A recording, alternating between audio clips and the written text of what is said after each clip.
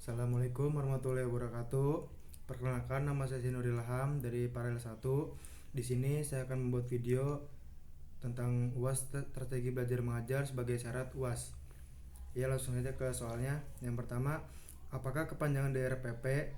Kemudian, apakah kegunaan RPP dalam dunia pendidikan dan pengajaran? Jelaskan.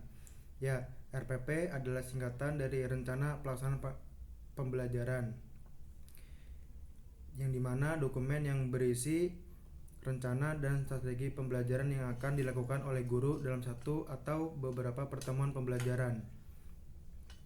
Kegunaan RPP yang pertama itu adalah membantu guru dalam merencanakan pembelajaran, yang kedua meningkatkan kualitas pembelajaran, yang ketiga mengoptimalkan waktu pembelajaran, empat meningkatkan keterlibatan siswa.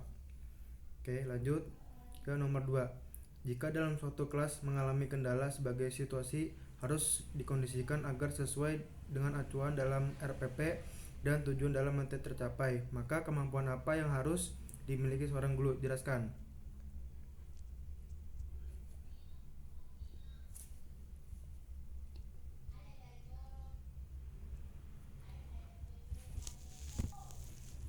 Oke, situasi yang kelas jika mengalami kendala itu yang pertama, seorang guru harus memiliki kemampuan yang pertama manajemen kelas, komunikasi efektif, fleksibilitas, keterampilan problem, keterampilan mengelola emosi, dan kemampuan beradaptasi. Oke, yang ketiga lanjut. Pendekatan pembelajaran terdiri atas dua subjek yang menjadi pusatnya dan guru dapat memilih salah satunya dalam pelaksanaan pembelajaran, yaitu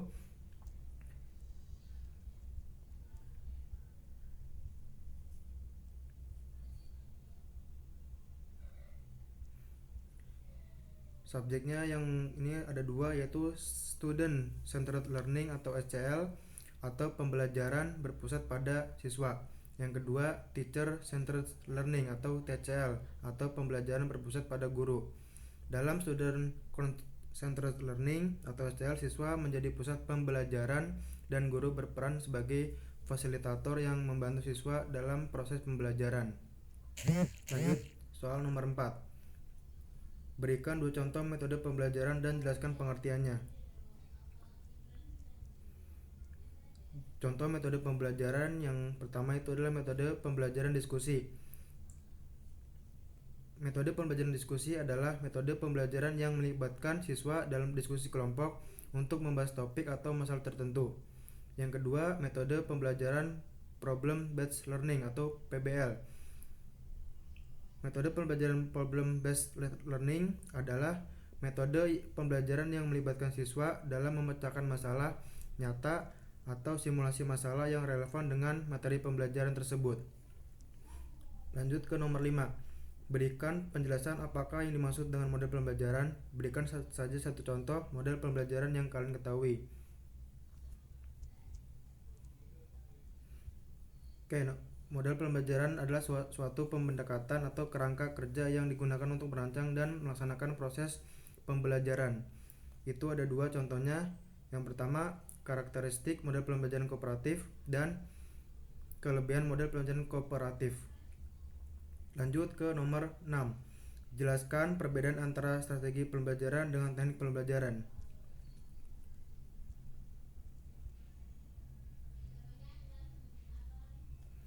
Oke, strategi pembelajaran itu adalah rencana atau pendekatan yang digunakan oleh guru untuk mencapai tujuan pembelajaran.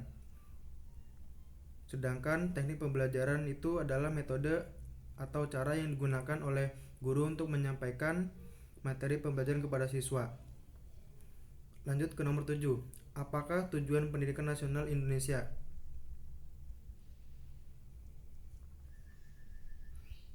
Tujuan pendidikan nasional Indonesia adalah untuk mengembangkan kemampuan dan membentuk watak serta peradaban bangsa yang bermartabat dalam rangka mencerdaskan kehidupan bangsa.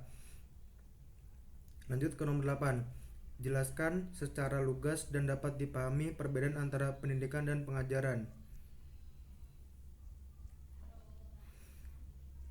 Pendidikan dan pengajaran adalah dua konsep yang terkait namun berbeda. Pertama, pendidikan. Pendidikan adalah proses yang lebih luas dan menyeluruh, yang bertujuan untuk mengembangkan potensi individu secara holistik, mencakup aspek kognitif, afektif, dan psikomotor. Pendidikan mencakup pengembangan nilai, sikap, dan karakter serta mempersiapkan individu untuk menjadi anggota masyarakat yang produktif dan bertanggung jawab. Pengajaran di sisi lain adalah proses yang lebih spesifik dan terfokus pada penyampaian pengetahuan dan keterampilan tertentu.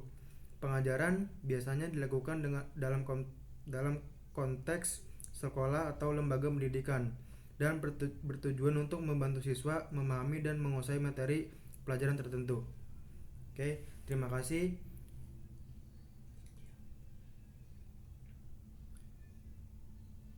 Jika ada kurangan, mohon maaf. Terima kasih. Assalamualaikum warahmatullahi wabarakatuh.